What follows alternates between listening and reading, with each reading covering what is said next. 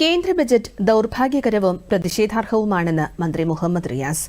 കേരളത്തെ നിരോധിച്ച ബജറ്റാണ് അവതരിപ്പിച്ചതെന്നും പ്രശ്നങ്ങളെ ഒരു തരത്തിലും പരിഗണിച്ചില്ലെന്നും അദ്ദേഹം കോഴിക്കോട് മാധ്യമങ്ങളോട് പറഞ്ഞു. ജനങ്ങളെ ഒന്നാകെ അണിനിരത്തി പ്രതിഷേധത്തിന് നേതൃത്വം നൽകുമെന്നും മന്ത്രി മുഹമ്മദ് റിയാസ് വ്യക്തമാക്കി.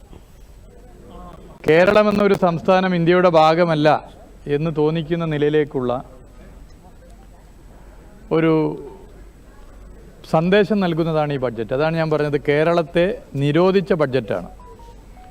സ്പെഷ്യൽ പാക്കേജ് 24,000 കോടി അനുവദിച്ചില്ല. വയനാട് പുനരധിവാസം പ്രത്യേക സഹായം നൽകിയില്ല. വിഴിഞ്ഞം പദ്ധതിക്ക് നമ്മൾ ഉദ്ദേശിച്ചതുപോലുള്ള സഹായം നൽകാൻ തയ്യാറായില്ല. റബ്ബർ ഉൾപ്പെടെയുള്ള കാർഷിക മേഖലയുള്ള പ്രതിസന്ധികളെ അഡ്രസ്സ് ചെയ്യാൻ തീരെ തയ്യാറായില്ല. തുടങ്ങി നിരവധി പ്രശ്നമുണ്ട്. ഞാനിപ്പോൾ ഓരോന്നോരോന്ന് എടുത്തു പറയുന്നില്ല.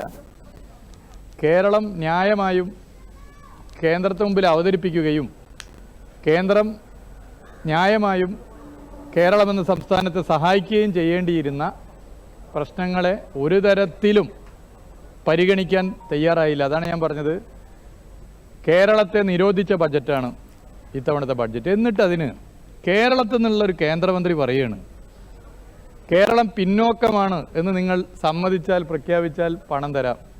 എന്താ കേരളത്തിൻ്റെ കുറവ്? കേരളത്തിൽ ശിശുമരണ നിരക്ക് കുറവായതാണോ പ്രശ്നം? കേരളത്തിൻ്റെ ആരോഗ്യ മേഖലയിൽ പ്രാഥമിക ആരോഗ്യ കേന്ദ്രം മുതൽ മെഡിക്കൽ കോളേജ് വരെ നല്ല നിലയിലുള്ള സജ്ജീകരണങ്ങൾ ഇന്ത്യയിൽ ഏതൊരു സംസ്ഥാനത്തിനും മാതൃകയാക്കാവുന്ന നിലയിൽ മാറ്റി തീർത്തതാണോ കേരളത്തിൻ്റെ പ്രശ്നം? കേരളത്തിൻ്റെ സർക്കാർ സ്കൂളുകൾ എല്ലാ